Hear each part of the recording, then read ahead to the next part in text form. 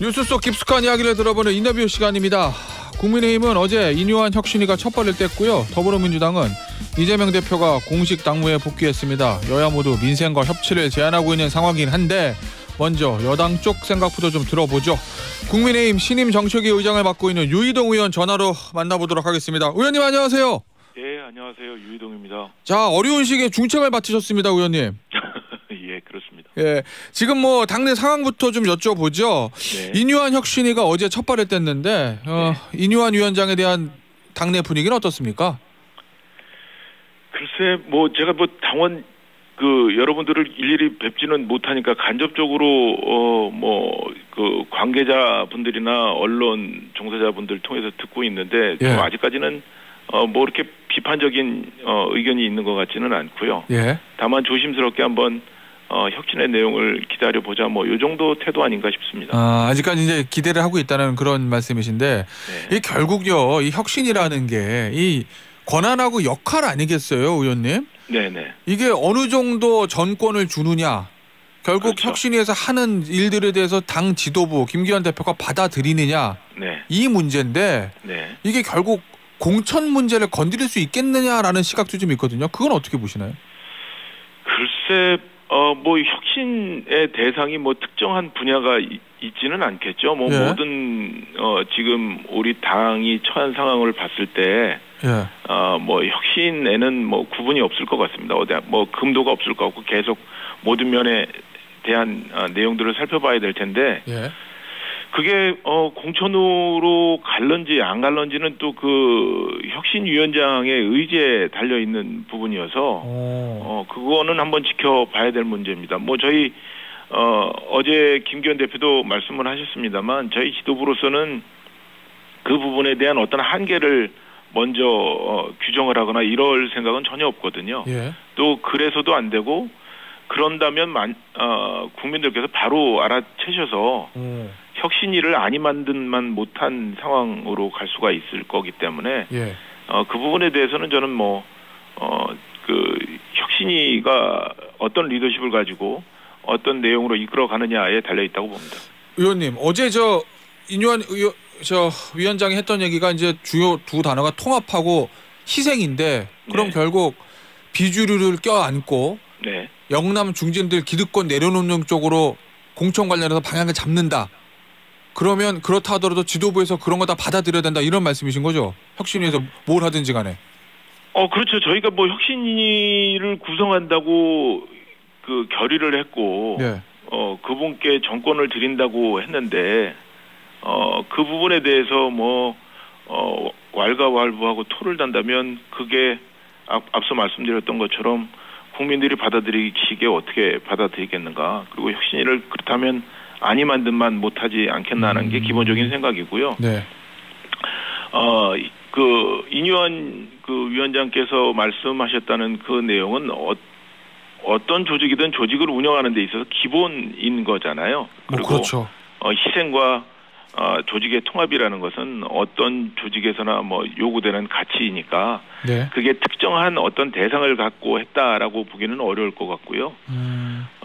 운영하시는 걸 한번 지켜보시죠. 알겠습니다. 네. 예.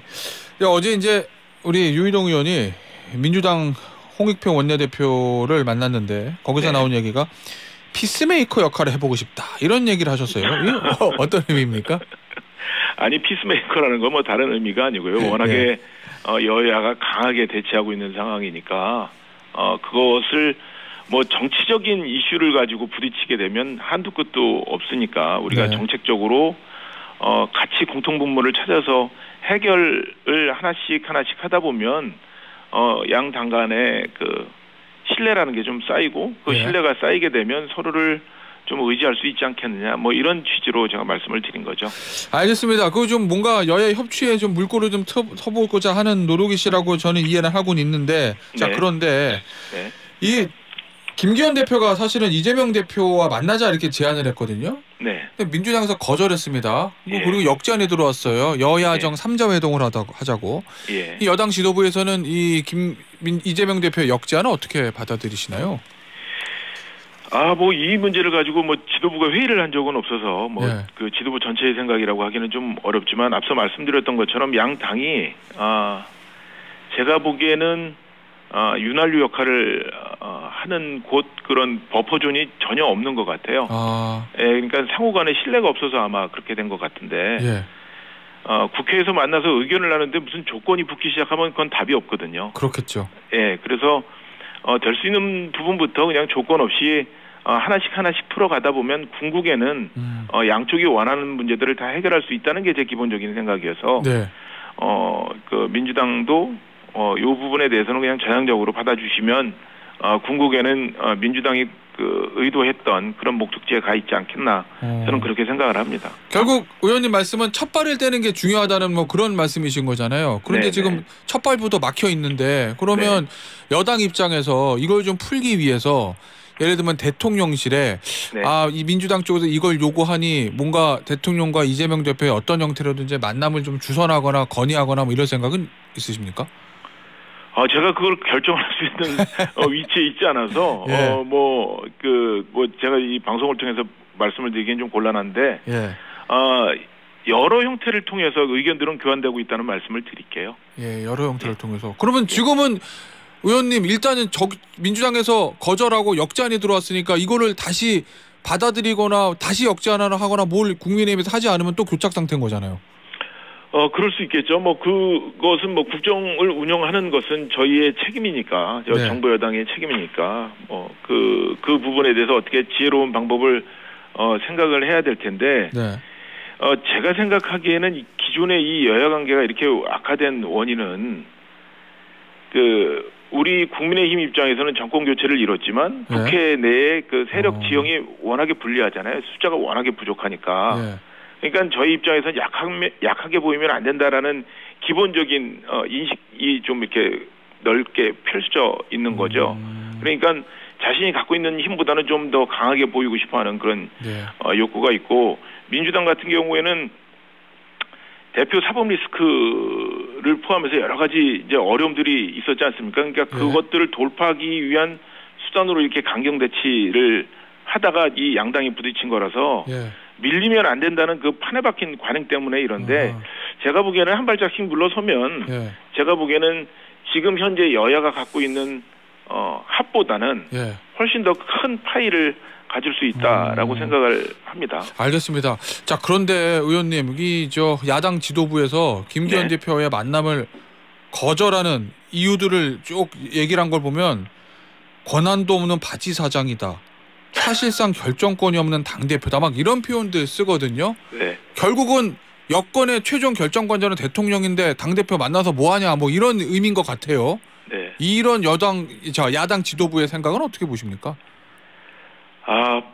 뭐 하고 싶은 말은 많습니다만 아침부터 청취자 여러분들 출근길에 뭐 좋은 얘기만 듣는 게 좋지 않겠습니까? 하셔도 됩니다. 하시고 싶은 말씀. 그러니까 무슨 말씀인지는 충분히 알았고, 그럼에도 불구하고 우리가 역할을 하는 곳은 이 국회라는 곳이고, 저희가 싫든 좋든 상대방을 인정하지 않고 상대방과 공존하겠다는 생각이 없으면 국회의 기능을 다 할 수 없는 거기 때문에 그런 취지의 말씀은 충분히 감안한 상태에서라도 여야가 빨리 양당 대표가 만나서 국회 내에 있는 현안부터 좀 정리했으면 좋겠다라는 게 제 생각입니다. 알겠습니다. 김기현 대표하고 이재명 대표의 만남을 성사시키기 위해서 뭔가 다른 카드를 준비하고 있는 게 있습니까? 그거는 뭐 제가 알 수가 없습니다. 제가 사실은 이 지도부에 합류한 지가 딱 한 열흘이 채 안 됐거든요. 그래서 뭐 또 지금 정책적인 또 예산 준비하고 뭐 이러느라고 그 세세한 그 당무랄까요? 뭐 정치적 판단에 대해서는 제가 아직까지는 이해하고 있는 게 없습니다. 알겠습니다. 이 정책 얘기 좀 해보죠, 의원님. 이 어제 이재명 대표가 재정 문제를 언급했어요. 생존의 위협을 느끼는 다수 국민들을 위해서 할 수 있는 일을 충분히 할 수 있게 전면적인 예산 재검토를 해야 된다. 결국은 긴축 재정 포기하고 확대 재정 확장하라. 이거 확장적 재정 정책을 쓰라. 이런 얘기 아니겠습니까? 이거 어떻게 받아들이십니까? 정부가 예산을 편성하면서 돈을 좀 넉넉하게 편성을 하고 그 말씀대로 확장 재정을 하면 얼마나 좋겠습니까? 여러분들한테 어려운 분들한테 도와드릴 수 있으니까요. 그런데 누울 자리를 보고 다리를 뻗으라는 말이 있는 것처럼 지금 상황 자체가 뭐 세수 문제나 모든 경제 환경 자체가 이렇게 그 확장 재정을 할 수 있는 상태가 아니니까. 뭐 물론 야당의 입장에서는 정부와 여당이 여당한테 늘 자신 있게 늘 하는 말들이 국정을 전면 쇄신하고 예산을 넉넉하게 풀어서 모든 국민들이 삶에 좀 도움이 될 수 있도록 하십시다라고 하는 거는 뭐 야당으로서 할 수 있는 당연한 얘기고 권리이긴 합니다만 지금 형편이 그 말씀하셨던 것처럼 그 적극적인 돈을 푸는 정책을 하기는 현실적으로 좀 어렵고 또 지금 정부안이 만들어져서 국회로 이제 넘어온 거잖아요. 국회로 예산안이 넘어온 거니까 앞서 말씀드렸던 것처럼 여야가 힘을 합쳐서 국회의 이름으로 이제 예산을 살펴보고 새롭게 다듬어갈 시간이 온 거거든요. 그렇기 때문에 이제부터 여야가 민주당의 의견, 저희 의견을 충분히 담아서 예산을 심의하면 그 과정에서는 민주당의 의견이 충분히 반영되지 않을까 이렇게 생각을 합니다. 얼마 전에 대통령이 총선용 돈 풀기는 없다 이런 얘기도 한 적이 있거든요. 그러면 일반적으로 대부분 이제 총선이 다가오면 정부 여당에서 돈을 좀 풀거나 했던 것이 이제까지의 많은 향례였는데 윤석열 정부하에서는 그런 일은 없다 이렇게 봐도 되는 겁니까? 그것을 기본적인 국정 운영의 기조로 삼고 있는 거니까 그것이 국민들 삶에는 좀 도움이 더 되는 게 아닐까 이런 생각을 합니다. 장기적으로는요? 네. 알겠습니다. 어제 제가 보도 보니까 홍익표 원내대표하고 이야기 나누는 와중에 요 얘기가 좀 나왔더라고요. 의대 정원 확대 문제. 이 문제에 대해서 국민의힘하고 정부는 확대를 하자는 얘기고 민주당의 홍익표 원내대표 반응은 어떻던가요?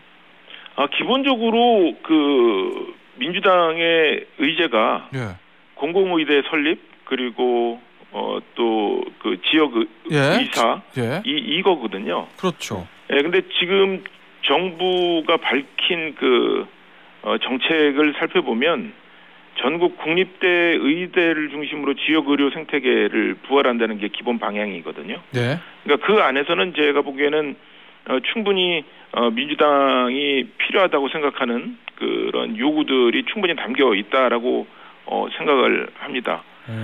그런데 이건 뭐 어디까지나 제 생각이어서 혹시 제가 뭐 이해하지 못하거나 좀 파악하지 못한 다른 이유가 있을 수도 있으니까 본격적으로 이 문제를 가지고 여야가 협상을 할 때 한번 민주당의 의견을 들어보고 그 민주당의 입장이 충분히 반영될 수 있도록 하겠습니다. 그런데 의원님 이재명 대표는 요거 이제 의대 정원 확대 방침에 대해서 알맹이가 빠졌다고 얘기를 했고 결국 이제 말씀하신 공공의대 문제를 들고 나오는 것 같은데 언론 보도 보면 국민의힘에서는 하고 정부에서는 아직까지 공공의대하고 지역의사제까지 들어가면 너무 부담이 크다. 그건 좀 천천히 가자. 뭐 이런 입장이라고 보도가 돼 있거든요. 협의가 가능하시겠습니까? 그 내용을 제가 좀 잘 이해를 못하겠는데 알맹이가 빠졌다는 게 어떤 알맹이가 빠졌다는 건지 제가 이해를 못하겠고 지금 이 문제는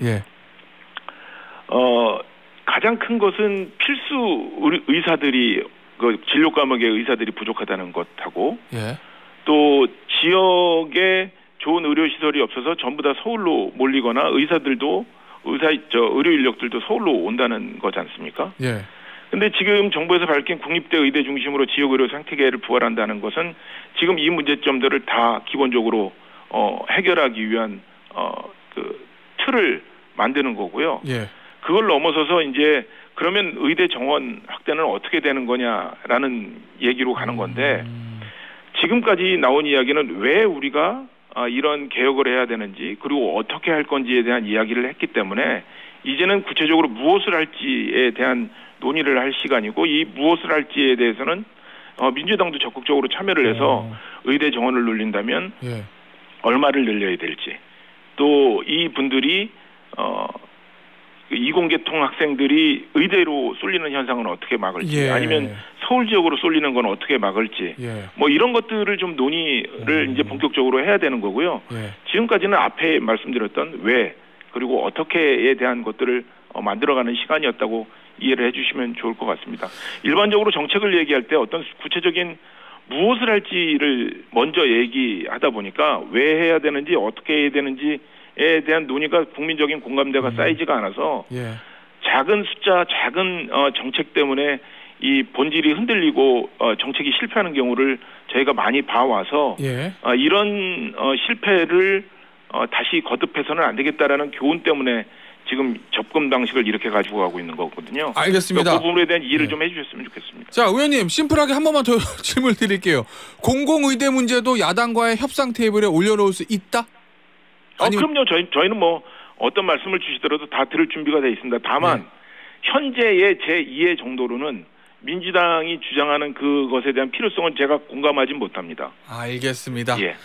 오늘 인터뷰는 여기서 마무리하도록 하겠습니다. 지금까지 국민의힘의 정책위 의장인 유이동 의원이었습니다. 감사합니다. 네, 감사합니다.